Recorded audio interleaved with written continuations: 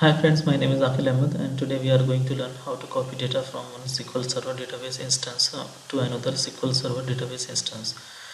Sometimes you need to copy data from one SQL Server to another SQL Server. So we have a couple of options available.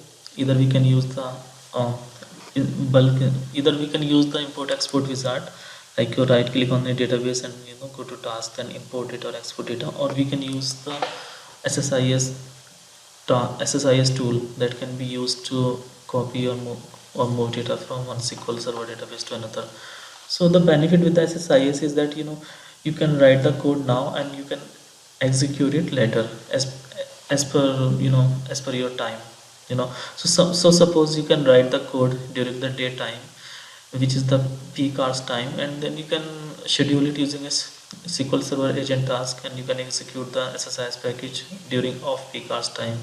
So you don't need to be available at the time when the SSIS package will run, when the data will actually copy. However, if you are using the import export wizard, then you need to be available at the time when the data is moving. So let's see how we can write the SSIS package to copy data from one server to another using SSIS. So I have SQL Server 2014 instance, which has a testing database, and currently it has two tables, customer and XML data. So currently these tables has some data in it.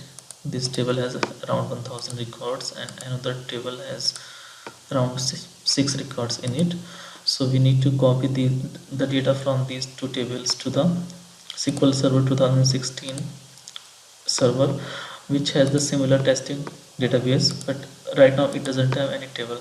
So either we can generate the table script from here, create table script, or we can do it in the SSIS itself.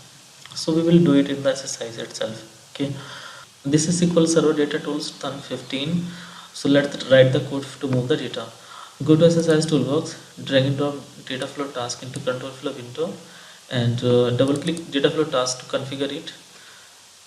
As we will be reading the data from a SQL Server table, so we will be using the OLDB source.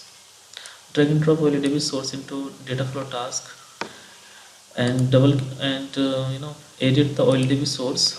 So create a new connection to the source database testing. Click OK. We already had a connection. Choose the table that you want to move. In our case, it is customer. Click OK. We have configured the OLDB source. Now let's configure the OLDB destination. I mean the table to which we are going to write the data to. Go back to SSIS toolbox and drag and drop the OLDB destination, as you will be writing the data to a SQL Server table.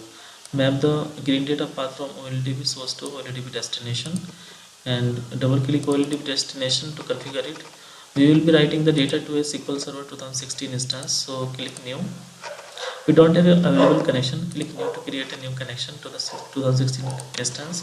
In our case, the database name is INL Ahmed 2016 and the database name is testing. Click OK. Okay, so we created a new connection to the 2016 instance. Click new to create a new table at the destination database. It will be customer. Click OK. We have created a table customer at the destination database. Click mappings. So the columns from the source are mapped with the destination. Click OK. We have configured the data flow task to move data from source to destination for the customer table. Now let's do the same thing for the XML data as well. XML data table. Drag and drop OLDB source and OLDB destination. Similar to the first case, it will be XML data. Okay, double click XML data and choose the XML data from here. Click OK. Map the XML data with the destination. Double click the OLDB destination and choose the 2016 instance, which is where we are going to write the data. Click OK. Click new to create a new table at the destination server. It will be XML data. Click OK. Check mappings that columns from source are mapped with the destination. Click OK. Now our SSIS package is complete, and from the debug menu click start debugging.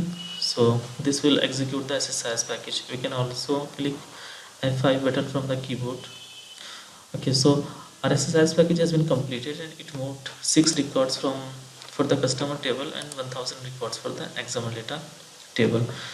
Go to the management studio and refresh the tables. Now you will notice that two tables got created, and check the data in the tables. So in the customer table we should have around 6 records.